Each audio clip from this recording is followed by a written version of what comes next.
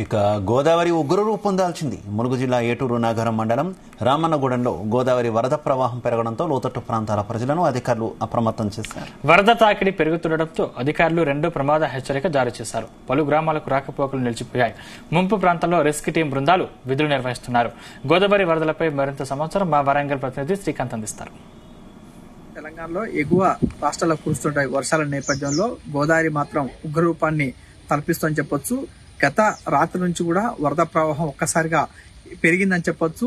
ఏదైతే ఉందో మొదటగా అయితే కూడా అధికారులు అయితే మొదటి ప్రమాద హెచ్చరిక కొనసాగుతున్న తరుణంలో రాత్రి నుంచి మాత్రం 2వ ప్రమాద హెచ్చరిక అయితే జారీ చేశారు. ఎందుకంటే కూడా ఇక్కడ ఉన్నటువంటి సుమారుగా 15.63గా రాత్రి వరకు అయితే కొనసాగినటువంటి ప్రమాద హెచ్చరిక ఈ రోజు ఉదయం వరకు అయితే మాత్రం 16.29 వరకు అయితే చేరుకుంది. 17.35 చేరుకుంటే మాత్రం 3వ ప్రమాద హెచ్చరికను జారీ చేసేందుకైతే అధికారులు అప్రమత్తం అవుతున్నారు.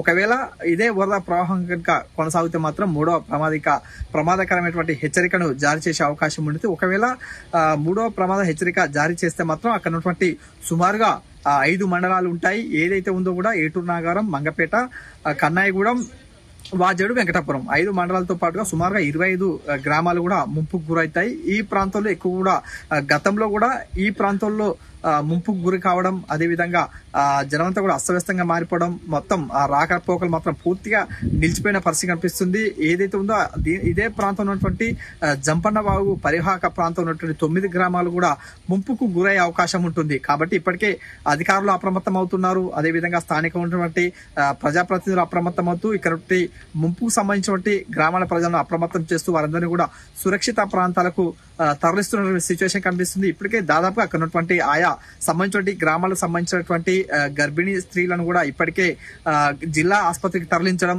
అదేవిధంగా ఇతరత్ర సంబంధించినటువంటి వృద్ధులు, అదేవిధంగా మహిళలను కూడా ఇప్పటికే సురక్షిత ప్రాంతాలు తరలించే పరిస్థితి కనిపిస్తుంది. ఇక్కడ ఉన్నటువంటి ప్రాంతాల్లో ఉన్నటువంటి ప్రజలు కూడా అందరూ అప్రమత్తంగా ఉండాలి.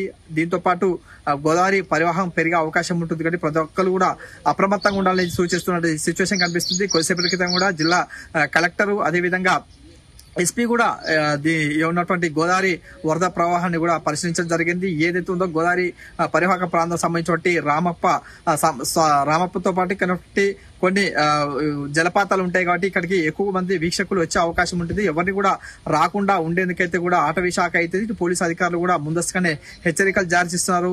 ఇక్కడ రామన్నగూడెం పుష్కర ఘాట్ వద్ద మాత్రం ప్రస్తుతానికైతే కూడా వరద ప్రవాహం అయితే కొనసాగుతున్న నేపథ్యంలో మాత్రం కరకట్టకైతే కూడా కాస్త ముప్పు అయితే ఉందని చెప్పొచ్చు. ఎందుకంటే కరకట్ట మాత్రం పూర్తిగా కొట్టుకోబోతున్నటువంటి తరుణంలో అధికారులు అప్రమత్తం కావడం, అక్కడటువంటి సిబ్బందితో ఆయా సంబంధించిన కరకట్ట వద్ద మాత్రం ఇసుక బస్తాలతో నింపి ప్రమాదాన్ని తప్పించే ప్రయత్నం చేస్తున్నారు. అదేవిధంగా ఇదే ప్రవాహం కనుక కొనసాగితే మాత్రం 3వ ప్రమాద హెచ్చరిక కొనసాగే అవకాశం ఉంటుంది. కానీ ప్రజలు మాత్రం అప్రమత్తంగా ఉండాలని సూచిస్తున్నటువంటి సిచ్యువేషన్